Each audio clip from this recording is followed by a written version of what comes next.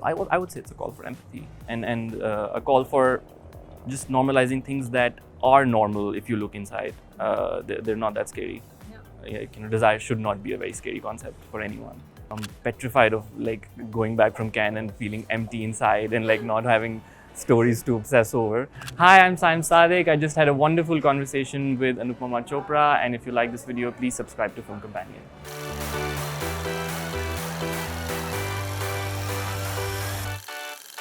Sam, congratulations on Joyland. Thank It's a you. wonderful film. Moved me tremendously.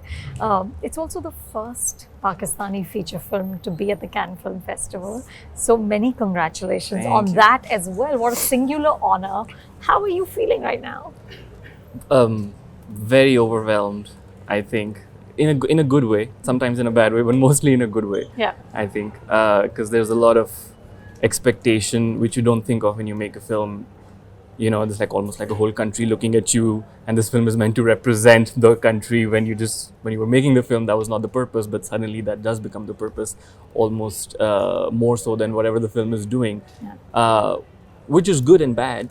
I guess it's nice that the country gets something to celebrate cinematically, but I hope that what the film has to say and what the film is about eventually at least takes precedence over the whole first Pakistani film element of it all. You know what I mean? Of course. The message is much bigger. Yeah. I hope so. I hope so. Yeah. But all, I mean, great. The crew's here, the cast is here. They're super excited. So it's can't complain. Should not complain. Yes, indeed.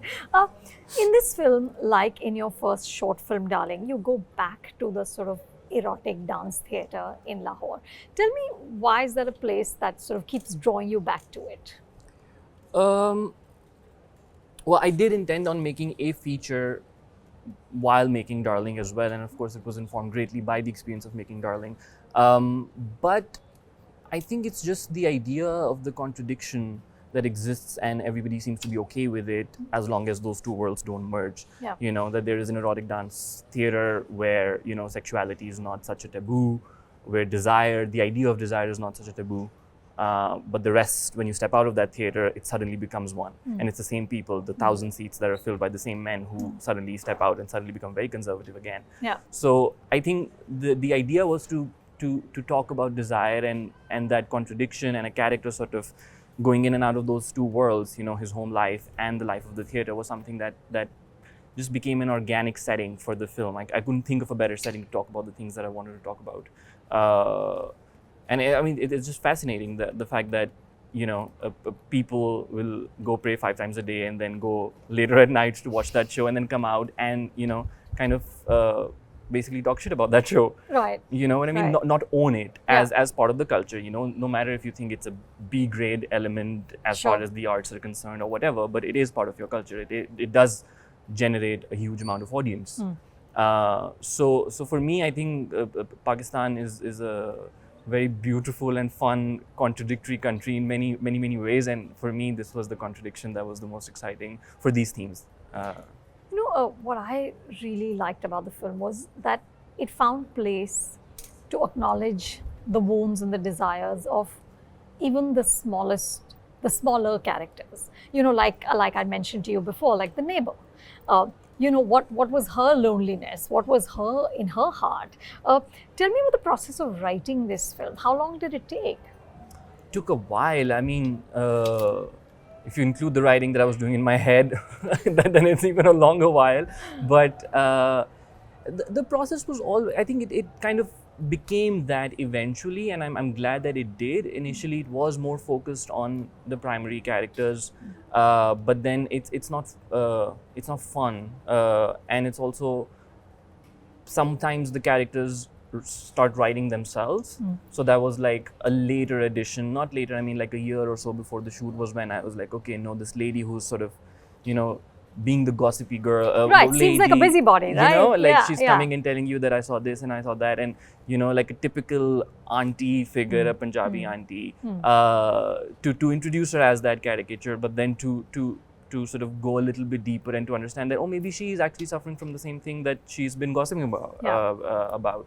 So for me, I think the thing that I'm most excited about is the fact that it's an ensemble film that does something organically with all the characters instead of just the central protagonist, which I find to be a very sort of American or a westernized idea of because I don't think the cultures that we like, even India and Pakistan both exist in, we're too in each other's face all the time. Our families are too incorporated for any story to be an individual story. You know, it will always be, whatever you do will have too much impact on the other people, and if you're not including that, then it almost feels like a dishonest structure for a film.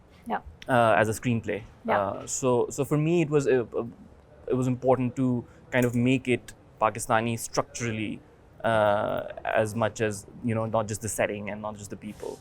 You know, so yeah. Tell me, Sam, about the visual language of this film, the sort of stillness of the camera, the way your camera moves into these very tight close-ups, almost as if you're sort of urging us to look deeper, you know, to stop judging and just look a little longer at these people. How did you arrive at that visual aesthetic? Some of it I had, some of it was my amazing DP Joe Sadeh, who's Lebanese, who was honestly like probably one of the greatest collaborators I could ever find. It evolved, I have to say, because we went into the shoot almost knowing half of it very clearly, and the other half we knew that we'll start filling in the blanks as we start shooting it. The house is very still. The house is very still because things don't move there. You know, in terms of the way they exist has been the same that they existed 50 years ago almost, you know. The changes are very superficial. The part with Biba and Heather is the more energized, is the part where things are more possible. It's the outside world, you know. Even when Mumtaz is at the salon, it's the outside world. So there's a sense of possibility with the camera, which I was interested in exploring. And when you have actors like these, you do want to put a camera closer to their face than you intended on. You know, so because they're doing these little things which perhaps you wouldn't get if you were too far away. So that kind of, you know, I was scared of going too close to them, but eventually when they started performing this well, I was like, it's okay, just we can go a little closer. You know, in an interview, Sam, you described Darling as a protest. What is Joyland? I don't think it's a protest. I think I was younger when I made Darling. You have more angst when you make your first film, or especially when you're making short films. I think this is more a call for empathy than anything else, and more a call for sort of normalizing certain ideas which are normal, like desire has to be a normal idea. It's almost like eating food. It's as basic as that, you know, it's so primal. So I think most likely it's a call for empathy, and that's why I'm very excited about the film screening here, but I'm most excited about how the local audience is going to respond to it, because I do think films made around this subject are usually far more sensational than this film is, you know. It's not calling out things in a way that's meant to offend the conservative side. It's a film about a right-wing family, basically, you know what I mean? So they are the protagonists in a way. So I would say it's a call for empathy and a call for just normalizing things that are normal if you look inside. They're not that scary. You know, desire should not be a very scary concept for anyone. Do you imagine that it'll get a big commercial release in Pakistan? I hope so. I don't know about big release, but because I think any film, because there's so few more today than there were 5 or 6 years ago. But even the smaller films, sometimes if they you know, they release in the right period, they can get almost the same amount of screens that a very commercial film would get, because there are only that many screens.